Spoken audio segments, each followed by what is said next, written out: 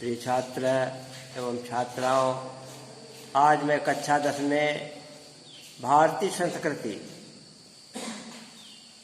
जो हमारे देश के प्रथम राष्ट्रपति डॉक्टर राजेंद्र प्रसाद ने इस पर काफ़ी प्रभाव डालने का प्रयास किया,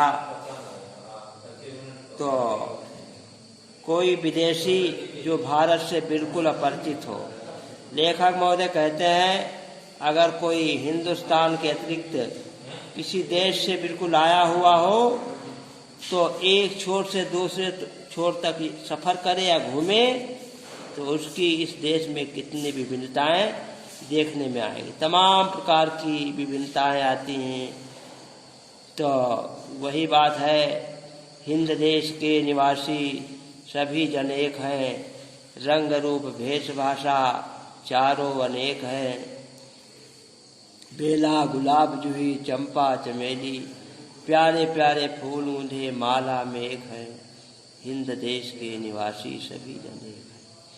कि वो कह उठेगा ये एक देश नहीं बल्कि कई देशों का समन्वय है, कई देशों का समूह है, जो एक दूसरे से बहुत बातों में और विशेष करके ऐसी बातों में जो आसानी से आंखों के सामने आती हैं बिल्कुल अलग है। प्राकृतिक विभिन्नताएं भी इतनी और इतने प्रकार की और इतनी गहरी कहीं भी नज़र मतलब अन्य राष्ट्रों में नहीं आएंगी जो हमारे भारत देश में मिलती हैं, जो किसी भी एक महाद्वीप के अंदर ही नज़र आ सकती हैं। ये विभिन्नताएं एक महाद्वीप के अंदर नज़र आ सकती हैं, लेकिन हिंदुस्तान के अलावा, भारत के अलावा अन्य राष्ट्रों में नज़र नहीं आ सकती। हिमालय की बर्फ से ढकी हुई पहाड़ियाँ एक छोर पर मिलेंगी। अगर एक तरफ हिमालय की बर्फ से ढकी हुई पहाड़ियों के दर्शन होते हैं और जैसे जैसे हम दक्षिण की ओर बढ़ते हैं, गंगा यमुना ब्रह्मपुत्र से ढके हुए समतल मैदानों को छोड़कर फिर विंध्याचल, अरावली, सतपुड़ा, सह्याद्री, नीलगिरी की श्रेणियों के बीच समतल हिस्से तमाम प्रकार के आकर्षक रंग रूप वाले देखने को मिलते हैं। पश्चिम से पूर्व तक जाने में भी इसकी तमाम प्रकार की मतलब अलग अलग चीज़ें देखने को मिलती हैं। हिमालय की सर्दी के साथ साथ जो साल में कभी भी मनुष्य को गर्म कपड़ों से, कभी आग से छुटकारा देती है। क्यों? यहाँ कहीं गर्मी पाई जाती है, कहीं मतलब सर्दी पाई जाती है। समतल मैदानों में पछुआ हवाओं के प्रभाव से चलती हुई लूई, कन्याकुमारी का अति मनोरम सुखद मौसम, जिसमें न कभी सर्दी होती है और न कभी गर्मी।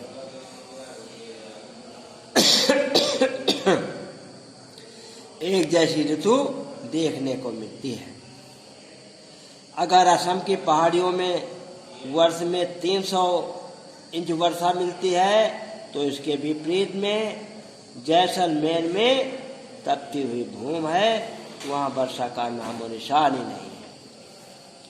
जहाँ वर्ष में 2-4 इंच भी वर्षा नहीं होती है, जैसलमेर, कोई ऐसा अन्न नहीं जो हमारे भारत देश में न पैदा होता, कोई ऐसा फल नहीं जो हमारे हिंदुस्तान में न पैदा किया जाता, कोई ऐसा खनिज पदार्थ नहीं जो हमारी भारत भूमि के अंदर न पाया जाता, कोई ऐसा वृक्ष अथवा जानवर नहीं जो यहाँ पर फैले हुए जंगलों में न दिखाई पड़े। यदि सिद्धांत को देखना हो कि आबहवा का असर इंसान के रहन सहन, खान पान, वेशभूषा, शरीर और मस्तिष्क पर वास्तव में पड़ता है कि जैसा खाओगे अन्न वैसा बनेगा मन, तो उसका जीता जागता उदाहरण भारत में बसने वाले नाना प्रकार के प्रांतों के लोग, अलग अलग प्रांतों के लोग प्रस्तुत करते हैं।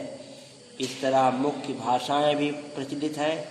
कहीं हिंदी बोली जाती है हमारे हिंदुस्तान में, कहीं गुजराती भाषा का प्रयोग किया जाता है, कहीं अरबी भाषा का प्रयोग किया जाता है, कहीं हिंदी भाषी लोग मिलते हैं, कभी तमिल भाषी मिलते हैं, लेकिन वास्तव में हमारा हिंदुस्तान हिंदुस्तान है।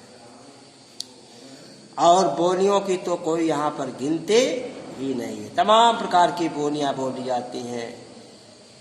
जिस प्रकार से हमारे भारत में तमाम नदियां हैं, लेकिन अंततोगत्ता इस समुद्र में मिल जाती है, उसी प्रकार से हमारे हिंदुस्तान में तमाम धर्मों के, तमाम भाषाओं के लोग मतलब रहते हैं, लेकिन सब हम हिंदुस्तानी हैं, सब हम भारत देश के निवासी हैं और हम लोग एकता के सूत्र में बंधे रहते हैं। क्योंकि यहाँ एक कहावत है, कोस कोस पे बदले पानी, चार कोस पे पानी। वास्तव में भारतवर्ष में धरातली विषमताएं बहुत हैं। कहीं जमीन नीची है, कहीं ऊंची है, कहीं पानी खारा है, कहीं अति ठंडा है, कभी उसका स्वाद ही नहीं है। उसी प्रकार से थोड़ी थोड़ी दूरी पर ही वाणी में भी बदलाव आता है, अलग अलग तरीके से बोलते हैं। इसलिए हमारे लेखक डॉक्टर राजेंद्र प्रसाद, जो भारत के सर्वप्रथम राष्ट्रपति रहे, उन्होंने भारतीय संस्कृति के विषय में बतलाने का प्रयास किया है कि वास्तव में हमारे देश में अलगाव तो है, तमाम प्रकार की भाषाएं अलग अलग हैं, तमाम प्रकार के फल होते हैं, तमाम प्रकार की नदियां हैं, लेकिन ये सब एकता के सूत्र में पिरोई हुई हैं। बच्चों यहाँ तक पढ़ दिया है, आगे पढ़ाएंगे, इसको मतलब उत्तर छाटेंगे। नमस्कार।